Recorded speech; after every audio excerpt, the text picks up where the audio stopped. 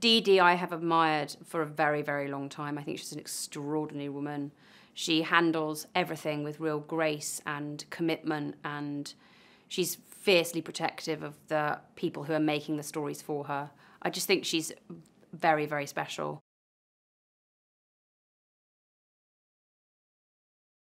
She has such a huge amount of anger, and it is very righteous. It's coming from a place where she is justifiably angry. But also that her anger is a protection against something else, which is accepting what has happened to herself, her family, her child, and the women in general, and the position they've been put in, and therefore that would bring sadness. So I think she uses her anger as a way of defending herself. She cannot sit in dealing with what's happened, which is the journey of her character, because she does express those emotions, and she does, in her own way, come to terms with, you know, in a very small way, what's happened, which is a very big thing.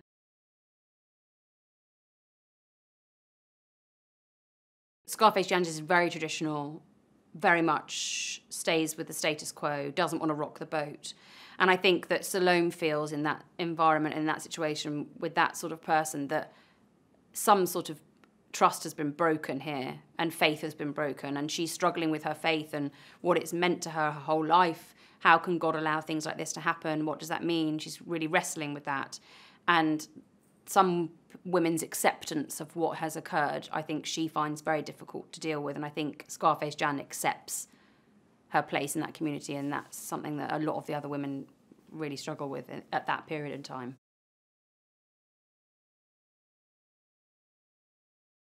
I think this movie was very sensitively cast. There were no massive egos in that room. Everybody was there because they wanted to make the film. They wanted to work with Sarah. They wanted to tell the story.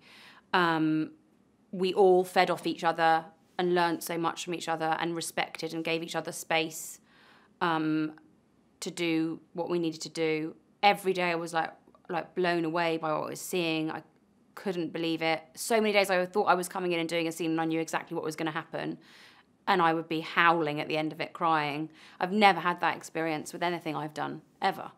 And it was tough. Like, it was there were some really tough, long, hard, brutal, technically difficult days, but we just got through it together. And I don't think I'll ever have an experience like it again.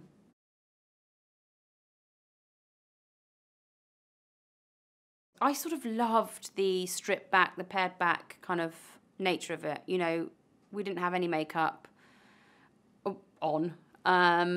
And I just found it really freeing, and there was an equality in that space where it wasn't about how we aesthetically looked, which for a lot of the time when you're a female actor, it gets talked about a lot, sometimes to your face, a lot of times behind your back. And so I loved the fact that I didn't really care. I had bigger things, that character had bigger things on her mind and her plate than what she looked like.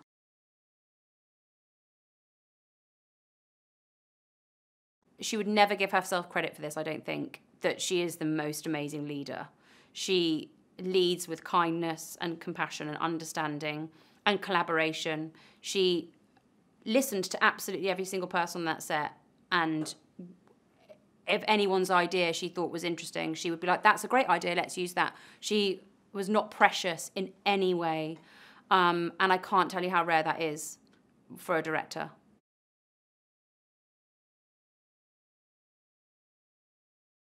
It was a very intense experience. I think because I basically, by the end of watching the movie, knew every other person's lines. We all knew each other's lines like the back of our hand. Like, we knew what had happened in that room. And so then to watch it, and it's only a year ago really that we stopped shooting, it felt very, very present and like we were still there.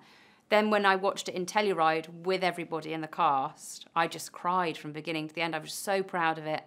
I was so proud of everybody in it. I was so proud of those women, and so proud of what Sarah had done.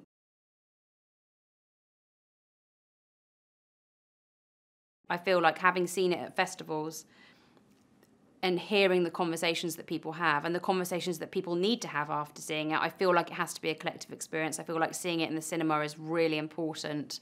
Seeing it with a group of people, not just watching it alone, is really important to what the film asks of you at the end of the story, which is, what happens next? Where are these women going next? Where are you going next? What are you going to do?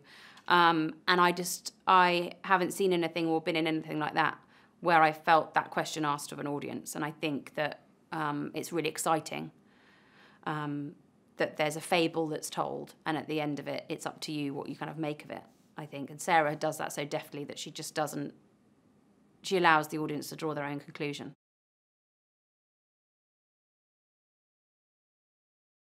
What this film, I think, is so extraordinary about saying is that it's okay to have a different sort of opinion. It's okay to not be on the same side as someone. You can still hear what someone is saying, understand who they are and where they're coming from, and not need to make it about you. Like, it doesn't have to be personal. Like, it's okay that someone else has a different opinion to you. You can still sit in a hayloft, hear their opinion, and you could come out changed at the end.